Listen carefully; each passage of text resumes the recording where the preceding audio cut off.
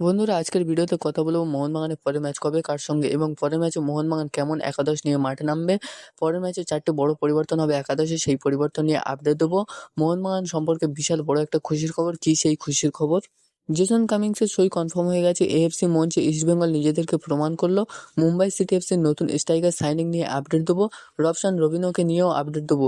এছাড়া বেশ কিছু গুরুত্বপূর্ণ আপডেট এই ভিডিওতে জানাবো। তো ভিডিওটা সম্পূর্ণ গুরুত্বপূর্ণ, শেষ পর্যন্ত দেখবেন। আর চ্যানেলে প্রথমবার এলে চ্যানেলটাকে সাবস্ক্রাইব করে পাশের বেল আইকনটাকে প্রেস করে দিও। তাহলে খেলার সমস্ত কিছু আপডেট আপনাদের কাছে সবার আগে পৌঁছে যাবে। তো চলো শুরু করা যাক। তো প্রথমেই কথা বলে নেব, মোহনবাগান কিন্তু অলরেডি গ্রুপ পর্বে সব ম্যাচ জয় দিয়ে ডুরান্ড কাপের কোয়ার্টার ফাইনালে কোয়ালিফাই করে গেছে। তো মোহনবাগান কোয়ার্টার ফাইনালে কাকে ফেস করবে এবং এই ম্যাচে মোহনবাগান কেমন একাদশ নিয়ে মাঠে নামছে? তো মোহনবাগানের পরের ম্যাচের ডেট হচ্ছে 17ই আগস্ট। মোহনবাগানের প্রতিপক্ষ বিবেচনা করা হয়েছে লটারির মাধ্যমে জামশেদপুর এফসি। মানে পরিষ্কারভাবে যদি বলি, এই পুরো টুর্নামেন্টে 24টি দলকে নিয়ে 6টি গ্রুপে ভাগ করা হয়েছে। প্রত্যেকটি গ্রুপের টপে থাকা একটি করে দল কোয়ার্টার ফাইনাল খেলবে, এটা তো স্বাভাবিক। কিন্তু এই 6টি গ্রুপের মধ্যে দিয়ে গোল পয়েন্টসের ভিত্তিতে গ্রুপের দ্বিতীয় স্থানে থাকা সেরা দুটি দলকে বেছে নিয়ে বাকি দুটি খালি স্পটকে পূরণ করবে। তো সব মিলে এই 8টি দলের মধ্যে যেকোনো একটি দলের সাথে মোহনবাগান কোয়ার্টার ফাইনাল খেলবে, আর সেটা বিবেচনা হয়েছে জামশেদপুর এফসি। পরের ম্যাচের জন্য আমরা কিন্তু 4টে বড় পরিবর্তন দেখতে পাবো একাদশে। তো এই 4টে পরিবর্তন কি কি প্রথমেই তোমাদেরকে জানিয়ে দিই। মিগুয়েল ফেরেরা, সমীর জেলোকোভিচ এবং লালিয়ানজুয়েলা ছান্তে, এই 3টে প্লেয়ার কিন্তু পরের ম্যাচের জন্য কনফার্ম হয়ে যাবে। এই 3 জনই তো খেলবে, কিন্তু পাশাপাশি আবুইয়াও কিন্তু সম্পূর্ণ ফিট হয়ে ফিরবে। তাকেও কিন্তু আমরা একাদশে দেখতে পাবো। তো এই 4 জন প্লেয়ারকে নিয়ে মোহনবাগানের একাদশ কিছুটা এরকমই হতে পারে। প্যানাজিওটিস দিলেম্বেরিসের পছন্দের ফরমেশন 4-4-2-2। এই ফরমেশনে কিন্তু মোহনবাগান অলরেডি ব্রিলিয়ান্ট পারফরমেন্স করছে। এই ফরমেশনে কিন্তু প্যানোসের প্রিয় ছাত্র সাহাল আব্দুল সামাদ কিন্তু ব্রিলিয়ান্ট পারফরমেন্স করছে। এটা তার জন্য একটা স্বপ্নের সিজন যাচ্ছে। 4টে গোল করেছে, 4টে অ্যাসিস্ট করেছে, সব মিলে সাহালের 8টা গোল কন্ট্রিবিউশন হয়ে গেছে ইতিমধ্যে। আর প্যানোস তাকে প্রত্যেকটা ম্যাচে সুযোগ দিচ্ছে। আর সাহাল যদি বাকি ম্যাচগুলোতে এইভাবে পারফরমেন্স করতে পারে, তাহলে কিন্তু সিজন শেষে গোল্ডেন বল কিন্তু সাহালের হাতে উঠতে পারে। তো 4-4-2-2 ফরমেশনে মোহনবাগানের সেরা প্লেইং ইলেভেন হচ্ছে। গোলকিপার অবশ্যই বিশাল কাইত। লাস্ট ম্যাচে আমরা দেখেছিলাম জুনিয়র গোলকিপারকে সুযোগ দিয়েছিল, কিন্তু সে এখনো পর্যন্ত ফিট নয়। বেশ কিছু ভুল কিন্তু করতে আমরা দেখেছি। তো গোলকিপারে অবশ্যই বিশাল কাইত। তো দুজন সেন্টার ব্যাক হিসাবে একজন অবশ্য আলবার্দো রড্রিগেজ আর একজন রাউল ভেকে।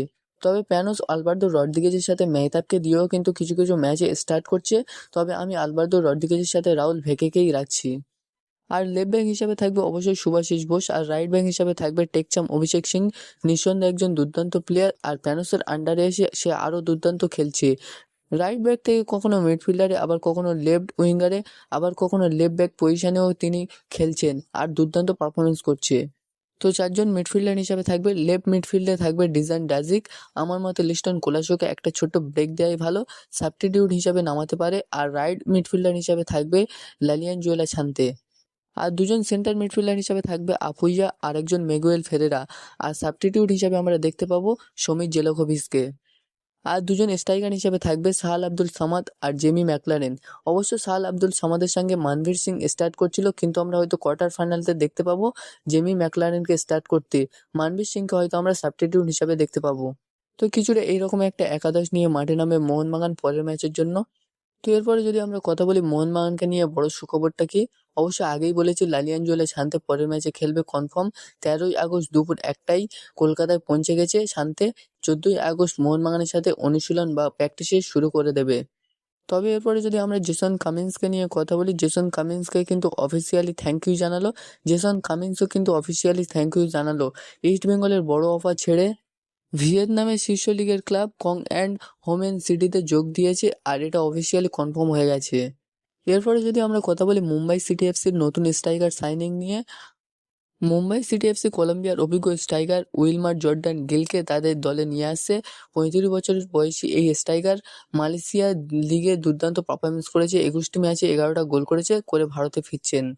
আর যদি কথা বলা হয় রবশন রবিনোর আপডেট নিয়ে, মোহনবাগান তাদের ষষ্ঠ বিদেশি রেজিস্ট্রেশনের জন্য রবিনোকে রিলিজ করতে চাওয়ায় মুম্বাই সিটি এফসি কিন্তু রবিনোর প্রতি অত্যন্ত আগ্রহ প্রকাশ করেছে এবং কথাবার্তা অনেক দূর পর্যন্ত এগিয়ে গেছে অলরেডি।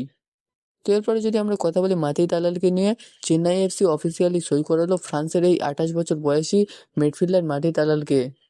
তো এরপরে সিজনে আমরা ফ্রান্সের এই জাদুঘরকে চেন্নাই এফসিতে খেলতে দেখতে পাবো। তো এরপরে যদি ইস্টবেঙ্গলকে নিয়ে কথা বলা হয়, এএফসির নকআউট ম্যাচে কুয়েতের জায়ান্ট ক্লাব আরআরবি এসসিকে 4-1 গোলে হারিয়ে মূল পর্বে জায়গা করে নিয়েছে ইস্টবেঙ্গল। ইস্টবেঙ্গল দুর্দান্তভাবে প্রমাণ করেছে নিজেদেরকে।